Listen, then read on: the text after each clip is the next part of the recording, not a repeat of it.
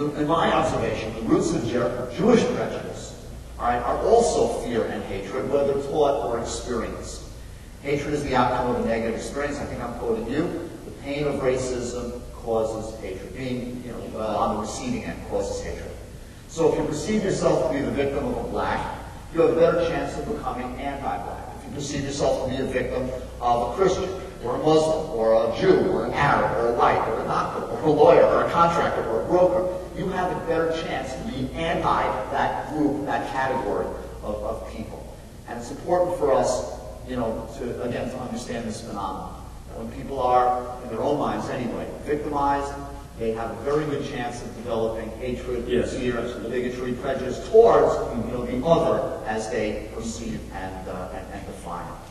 And again, this is not something that Jews are alien to. We understand. We too have been on the receiving end of much through history. And it's just a little story, quick, I want to tell here.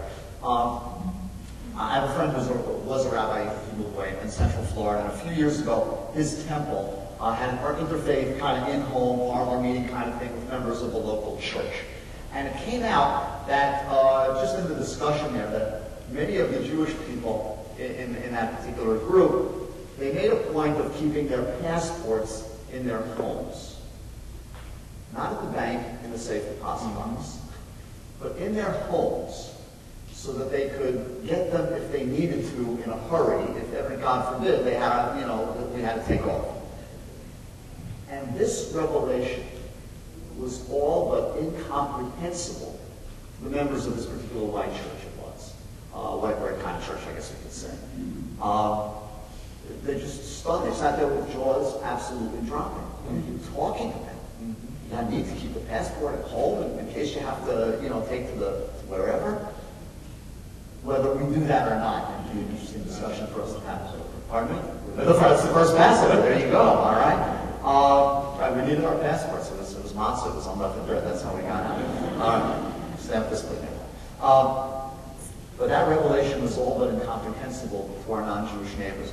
But whether we do that or not, we understand that that sentiment is a product of our historical experience, and every people has their own, and every people is a product of their own historical respective experiences. I want to talk, too, about what it means to be in a position of power over someone. We talked about this yesterday, too.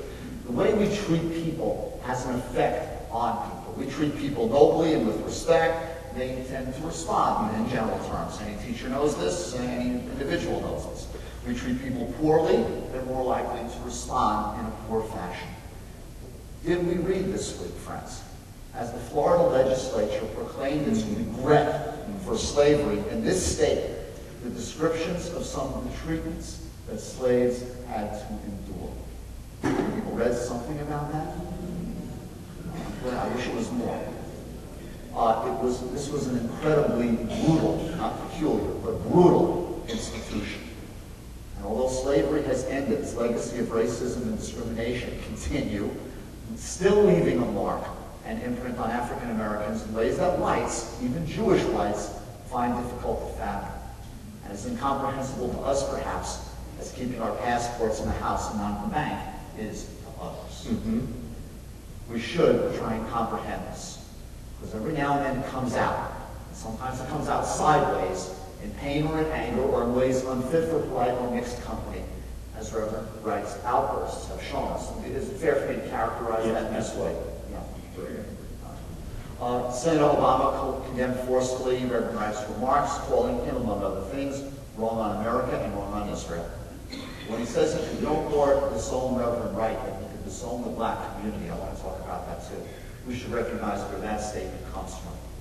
Reverend Wright's impolitic outbursts are a function of the legacy that black America received from white America. And we cannot pretend it is not real, that it is not painful, or that it will not come out from time to time. And we can no more expect blacks to deny the role of the pain of that part of their heritage, any more than people should expect us to deny the role that the pain of the Holocaust plays in our lives, in our memories, and in our reactions to many things. I also want to include a word about the relationship between pastor and parishioner. We've both been pastors long enough to understand something about this relationship. I want to know, Reverend, when you were preaching in the pulpit, did all of your members agree with everything you said most every Sunday? Of course they did, right? But I don't have that. I don't have that good fortune.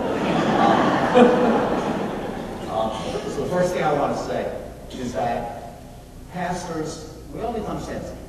Pastors, or certainly rabbis, okay, speak to their congregants. We don't speak for our congregants. Right? That's number one. Second, we should all understand that congregants affiliate with congregations for many different reasons. Sometimes the relationship with the pastor is key to the membership, and sometimes it's incidental and can be anywhere in between. Sometimes pastors say things that congregants disagree with, even vehemently, and sometimes people leave the congregation when that happens. But more frequently, other ties continue to bind the congregant to the congregation. They may be personal, social, spiritual, familial, political, even financial. But the point here is that the relationship between congregants, congregations, and pastors is neither simple nor one-dimensional. And people should refrain from judging others on their relationships with their pastors on simple or one-dimensional criteria. Fair statement, do you think so? Am I add anything or did I cover that? All right, good. What else do we want to say before we conclude? You mentioned, too, that politicians of all stripes and parties, that there are, sometimes we see repulsive statements by pastors across the spectrum, or clergy people across the spectrum.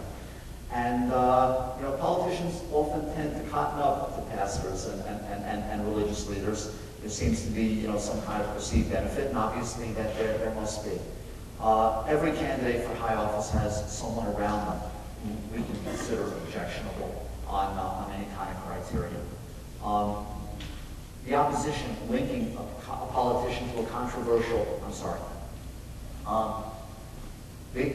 very often political opponents will link a politician, highlight, focus on the politician's connection to a controversial associate, whether it's religious or secular. And it's done again for political purposes. We should be savvy enough to understand that. That's the root of it, and that's where it's coming from. There will be more to come from both parties as this campaign, as this election season goes on.